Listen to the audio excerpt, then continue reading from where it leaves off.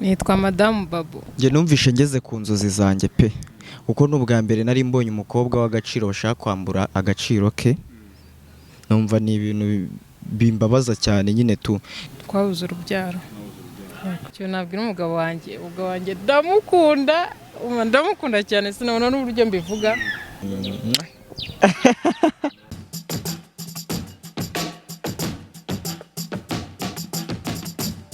Hello people, nizere ko mumeze fresh sana.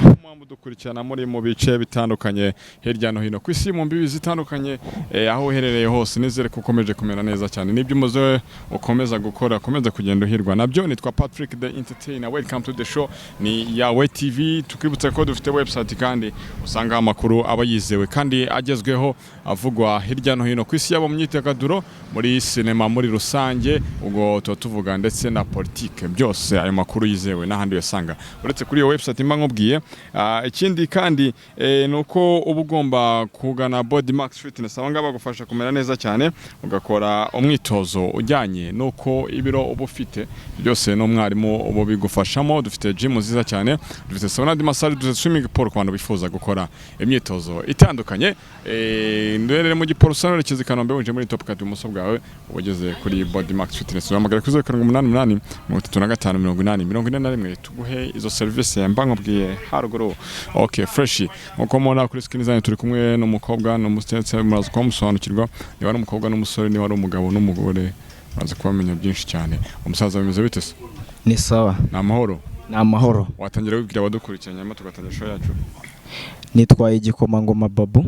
Igikomangoma Babu. Igikomangoma Babu. Ubwo ni Prince. Nkaba ndumufasha w'uyu damu tukaba tumaranye imyaka 2 tubana. Yego. Ariko uyu ni madamu wawe? Ni madamu wawe. Witwa nk'iki? Wowe witwa? Nitwa Madamu Babu. Madamu Babu. Iminsi wose. Saza kubiseka ariko. Oya nuko afite izina rye kandi akavuze madamu mu kimbo cy'izina ryanjye. Nitwa Gasaro.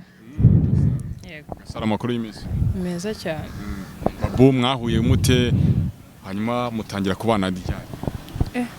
Ko maranye imyaka 2. Yego. Babu rero umusore nishimira. Yego. Umusore nishimira hari byinshi yamfashije. Bikaba bituma turi kumwe. So icyambere Babu igihe nibuka twahuriye nakoraga ahantu mu kabari. Nakoraga mu kabari noneho nari mfite umuboss utanyoroheye habe na gato. Babu rero yakundaga kuza mu kabari tugahura ako nyine mbona ari ibiraho nawe mbona ameze nk'abandi bose. Boss rero akajya agerageza kumbangamira nkabura ahantu ntura akahinda kanjye nkumva ndababaye cyane. Umunsi umwe sinzi ukuntu Babu yanyegereye. Kubangamiraga gute? Yarifashe yabaga ashaka yo kuncuruza mu bakiriya bakomeye we yabaga yifuza nyine kunjyana nko mu bagabo b'abasaza. Umuseriveri akajya ashaka no kugucuruza. Yego. Akajya ashaka kunjyana nyine mu marogi y'abagabo. Umuntu umubajije nyine umukobwa akaba yahita atanga nimero yanjye. Nyine ntago ari ibintu byari byoroshye. Gusa nyine Babu twaje guhura nyine nawe namucaga amazi kuko nabonaga nta keza k'abahungu. Babu turahura turaganira. Inyuma gato ya mbere kubona na Babu ibyo byo kujya gucuruza byarabaga cyangwa se warabyanze byarenze bite? Ibyo nibuka hari ninjoro nibwo yancuruje ku mupapa mukuru pe unduta cyane. Nyine nta yandi mahitamo nari mfite. Narabyemeye biraba ariko inshuro zose yabigerageje niyo yonyine byari biba. Franga se niwe bayahaga cyangwa yahaga mu boss wawe? Bayahaga boss wanjye. Yego.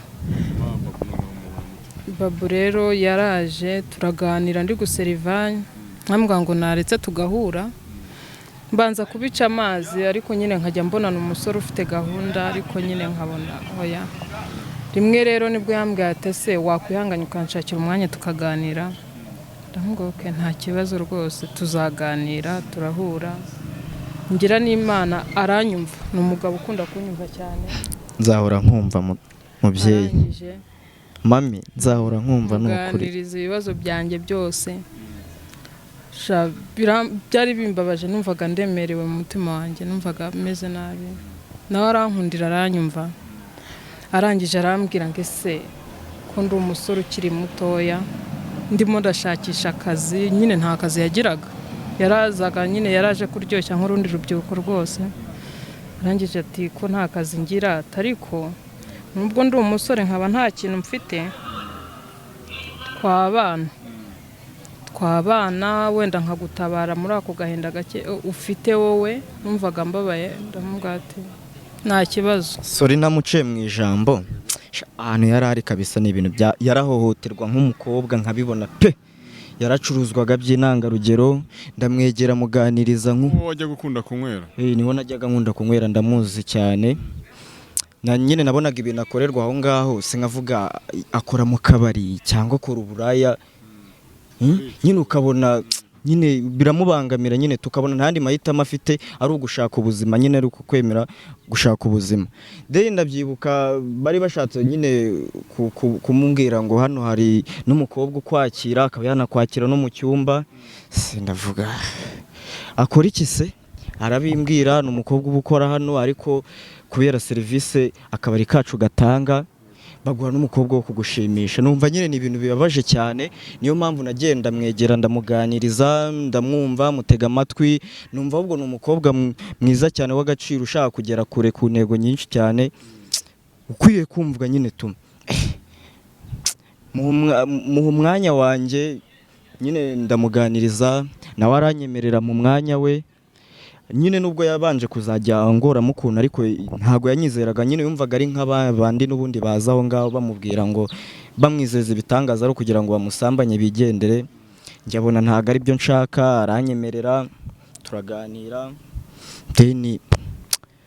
aranyumva, mubwira ibyo nshaka, intego mfite, ahantu namugeza, ahantu yatuma tugera. Yumva ntago nyine ndi umuntu ushaka intego yahatari, iterambere rya vuba ahubwo cyane.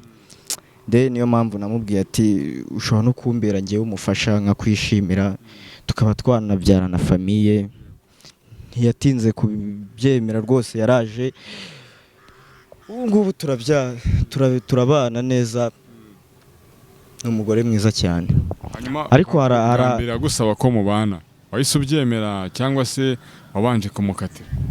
Oya, ntabwo nahise mbyemera. Nabonaga nawe ari muri ba bahungu bose, ntabwo nigeze musoma mu rukundo. Nyine namurebaga nkavuga nguyu araje. Byakubayeho byose? Yego, twe twaramaze kuganira, ariko nyine ntaragira icyizere cyo kumva ko nakwizera abahungu rwose. Ntabwo nizeraga abahungu. Nawe nyine ntabwo yacitse intege nk'umuntu wanshakaga, yarakomeje ashyiramo intege, anyitaho, anyereka ko anyitayeho mu bushobozi bwe buke yari afite. Yaragerageza uko ashoboye. Nanjye ndamureba, mbona uyu musore, mbona none harimo aragenda, none mutandukanye n'abandi bose nagiye mbona. Niko kuhita rero mfata umwanzuro, namubwira ati twabana mu bushobozi bwe bukeya afite, nanjye mu buke mfite, numva twakumvikana bikavamo. Yego. Agasaro akimara kukwemera ko mwabana, bumvishe gute muri wowe? Njye numvishe ngeze ku nzozi zanjye pe, kuko n'ubwa mbere nari mbonye umukobwa w'agaciro bashaka kwambura agaciro ke. Numva ni ibintu bimbabaza cyane nyine noneho musabye ko yambera umufasha, bibanza kwangama, ariko ukuntu ageze aho ngaho arabyemera. Byemeye, numvishe oh my god, numva biranyuze cyane. Niko kuba nafata umwanzuro wo kuba nabana nawe, nyine byaje gutyo nyine mbona. Mutangiye kubana, ubu mumaranye igihe kingana iki? Tumaranye imyaka 2 tubana. Muri imyaka 2 mufitemo akana, bimeze bite? Oya, abana bo ntabwo byakunze, ariko igihe kizagera bikunde. Ndatekereza bikunze kubera ntekereza yuko ari umugambi w'Imana. Imana ikizadukorera, ikintu izadufasha, nyine nibyemera tukibaruka tuzayishima nabwo, kandi nibyanga nta kundi, kuko twasezeranyije kubana mu byiza no mu bibi.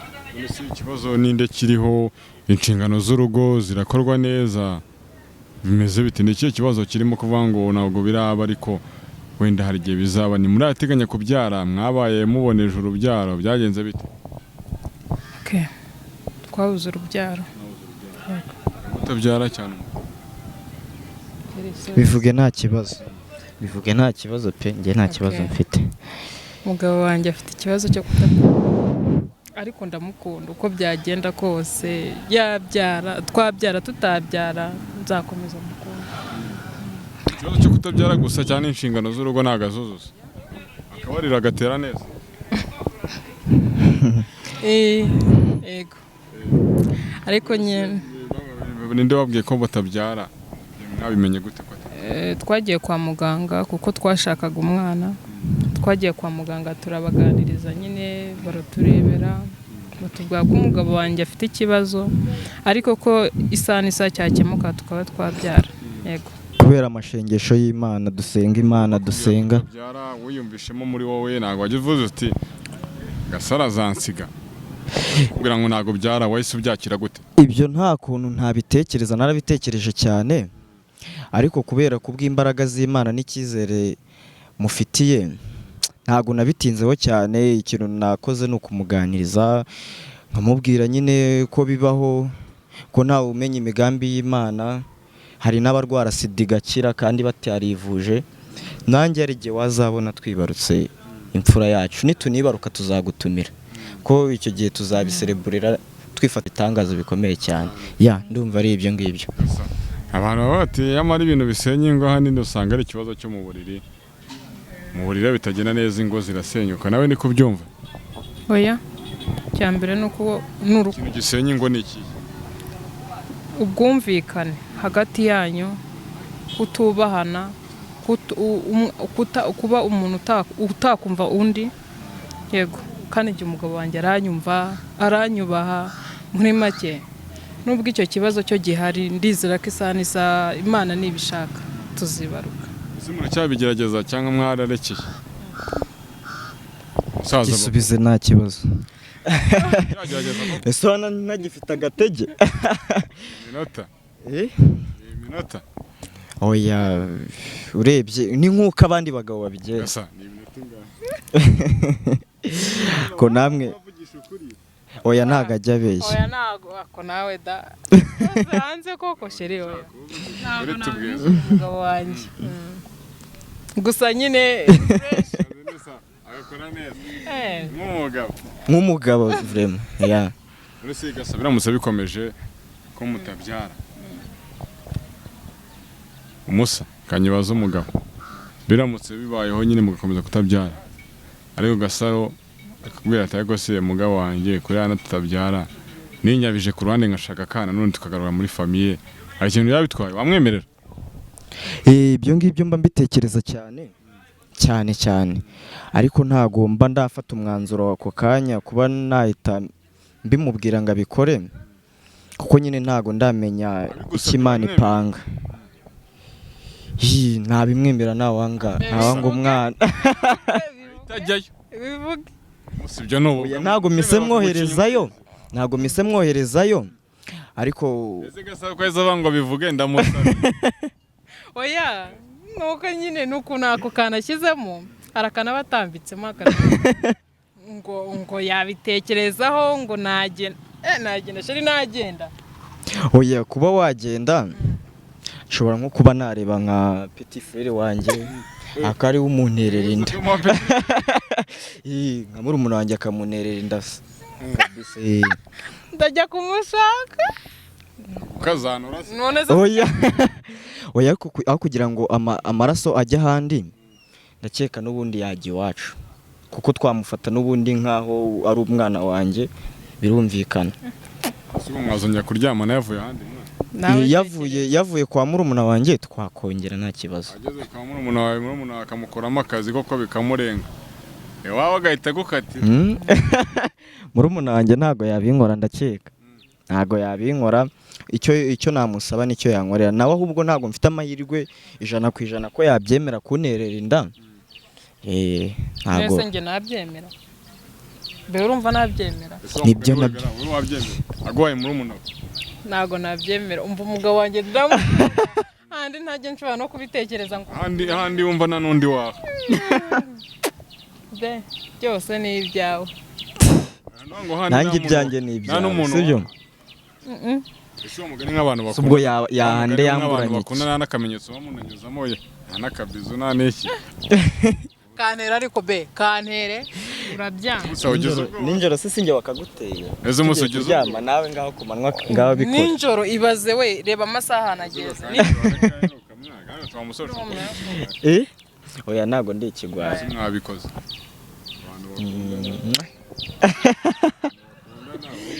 muba mushaka gutuma shere wanjye yishima bikamurenga uziko ashobora kujya muri koma hari igihe namukoreye agasiripurize mu ruhame ndabyibuka icyo gihe byaramurenze tugira ngo arasaze nari mwambitse impeta nyine turi ahantu mu ruhame turi kumwe n'abantu biramurenga nyine yumva ntabwo yabyiyumvisha nyine yumva nyine ntabwo yabona umusore w'ibogari nkanjye wamukorera ibyo bintu nyine biramurenga cyane arabyishimira cyane nyine tu rero njya nirinda kumukorera udutendo turi mu ruhame ariko iyo turi kumwe mu rugo ni show zigasa icyo uvuga uti ntabwo umuntu we namwemera ni icyo ushingira so tutabeshyanye rero no mu azo nta nubwo ubugize ndi bogari birumvikana nta wundi muntu wazamo niwe wenyine sibyo be ese umusore baragukunda we kavuga tutabyara iyi ndamukunda cyane wese kukivuta na murumuna wanjye impamvu namuha murumuna wanjye bwaba ari uburenganzira bwe ashaka umwana namugira inama yo kubyarana n'ubundi n'umuntu wo mu maraso y'iwacu bombo bizakomeza bikomeje gutyo wabigenza gutyo wowe mwanzuro wafata nkaba muciye umuryango nuko icya mbere cyo dusaba Imana ntago byabaho yego ntago byabaho nkunda umugabo wanjye kimwe n'iki muganga yababwiye ngo iki yababwiye ko bipfira tubwiye yuko nyine ni ikibazo nyine hari ikibazo afite mu nda yego ntago nakivuga ariko kirahari hari ikibazo se nandikiye message ku kazi ko mbona bari bambibye ese mukwandika message ikiganiro kidakomeza nta kintu okay mubaze ntacyo umugabo we nibice ajya gukora ukumva kunejeje umugabo wanjye ikintu cya mbere nkunda yari mu gitondo asanga yanteguriye breakfast nibwo binshimisha ubwo ari se ubwo mwana umunsi ari bukaretse jya utegura breakfast mwana ari umugore wakabikoze umunsi wa mugani oya ni ukubera gukunda umugore wanjye kandi akaba yarananyizeye no kuba atansha inyuma mu gihe turi kumwe ibaza umuntu ariko waje agasanga ntago mbyara ntayite avuga ati huye ntago twakomezanya kubana akemera tukagumya tukabana akabyemera ni umuntu w'agaciro cyane icyo cyane n'umukundi ireko sa noneho yakora ugahita umukate ireko sa yakora uti twaciye muri byinshi ariko kuri ino nshuro ikosa yakora ni ukudakunda Imana umasa no kabeshya abantu kudakunda Imana byatuma mutandukana byatuma dutandukana cyane ireko sa jamo Njye rwose ntago njya mbesheje ntunzi waratubeshya ariko we gusa ariko niko mbituma Imana ubwo murasenga cyane mwana cyane rwose wamumbwiriye we mumera ukuri we ntago waheza nawe sheri ntago naheza arabizi nkibeshye nkabona nkibeshye nkabona na SMS y'undi mukobwa nyine irimo utuntu shushu be wariye wanywe wariye gufata message no kumufata yaguciye inyuma cyose ibyo umve ngo ibyo byo biroroshye kuba nabona iyo SMS biroroshye cyane kurusha uko namufata noneho umusanganye n'umukobwa harya biki nahita mebe tumugira ihene ese umufatanye n'undi mukobwa warenganye iyi niga cyangwa warenganye umukobwa yajyaga he ibyo umukobwa we kuki yamushutse ko namwe mujya mushuka abantu mushuka atariko ese ntago umukobwa ashuka umusore ntago yabinkora rwose ntago biba nese reka nkubwire umukobwa nawe araje akahita gukurubana ntago bibaho so njyewe rero ntago yabinkora rwose, yambona yambwira icyo yagiye kureba hirya njye ntafite niki. ubundi se nabona kuburanye iki najya setu ko nyine nawe Cundi nyuma yabuze. Umuntu acundi nyuma yabuze. simbizi gusa twebwe ntago bira. aba yabuze show mu rukundo n'iki imbere mu buriri nese niba show nanga aho nyumvira sheri wanjye ngaho mva ibintu nkoze. ngewe niko mbyumva ariko gusa nyine izi couple ntabwo ibyo bibaho. ngewe niko mbyumva nyine nshaka nko kugira n'inama abandi ikintu gituma umukobwa abantu bakundana cyangwa se abubatse cyangwa bakundana tuvuge ku bakundana Avuga bubatse mwana ko bubatse ujya mu bakunda. abubatse impamvu batandukana ubusanga ibintu bahananaga bakundana bagikundana batabibona nyine nk'uko zidakomeza yego ugasanga nyine atangiye kuzajya avuga ati uyu mugabo yarahindutse umugabo nawe akavuga ati umugore yarahindutse kuko bararana mu gitondo ntago amubwira ngo shiri waramutse ute amwoherereze n'udutima twa SMS ugasanga nyine nayo ni imbogamizi ugasanga atangiye kuzajya hari abandi bakobwa bari kuzajya bamwohereza uko dutima akavuga ati shiri wanjye ashobora kuba yarahindutse kuko hari abandi babinkorera vraiment ibyo ngibyo akari byo bimutwara nyine ugasanga nabyo biri mu bintu byatuma bashwana ariko ibyo bintu urukundo nyine bakundanaga bagikundana batarabana barukomeje nk'uko nyine babikoraga n'ubundi bagumya bakubaka rukaramba pe mbona ari icyo ngicyo nyine ahanini cyane gituma basenya. Abantu bavuga bati wenda urugero rwiza cyane rwo ko umugore wawe namukuye mu kabari hanavuga ati nta mukobwa njye wanjye namukuye mu kabari sha. Abantu bavuga bati nta mugore wo abantu bavuga mu kabari babyarangiye. Abantu bavuga ngo nta mugore wo mu kabari nuko ntawe batunze. Utunze umugore wo mu kabari nibwo wamenye ibyiza bye. Buri umugore wo mu kabari ni umuntu ubushabutse. Ni umuntu ubushabutse niyo muri kumwe mu rugo ubusanga ashabutse wanagura urukundo rukakurenga. Kuko abana n'abantu benshi cyane babasinzi bavugisha ukuri.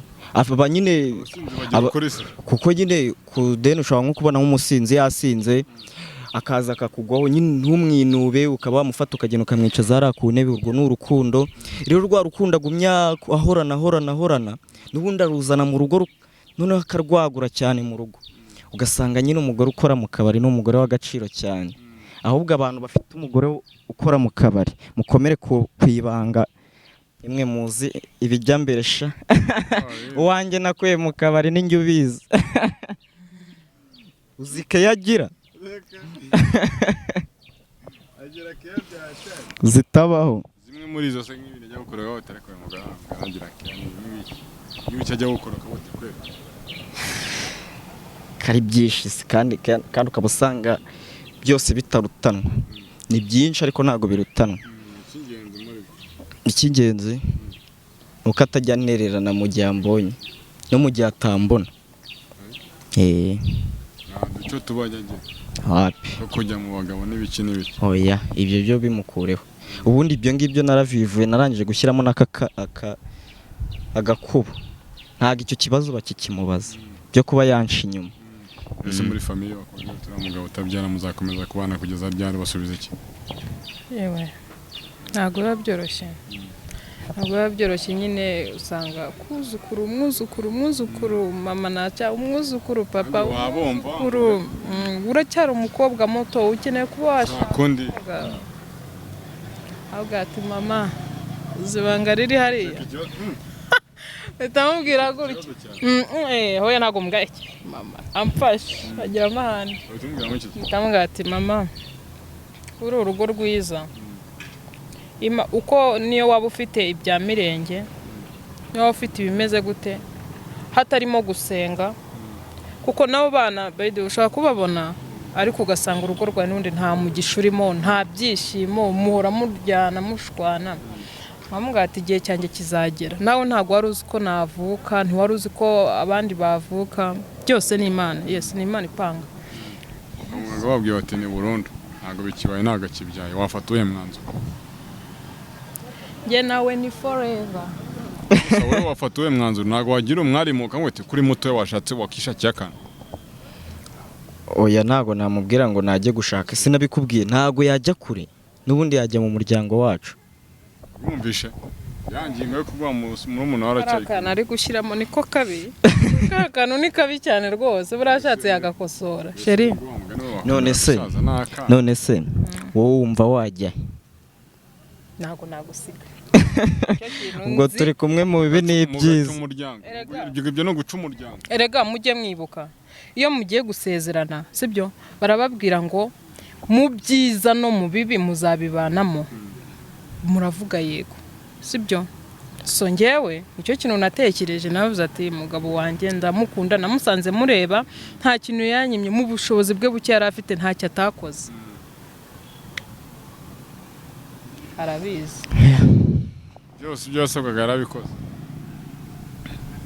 sibye icyo cyo rwose by'abana, Imana nibishaka tuzibaruka.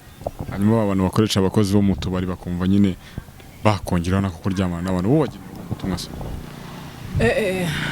Hari ahantu ntago horoshye muvandi, ntago horoshye.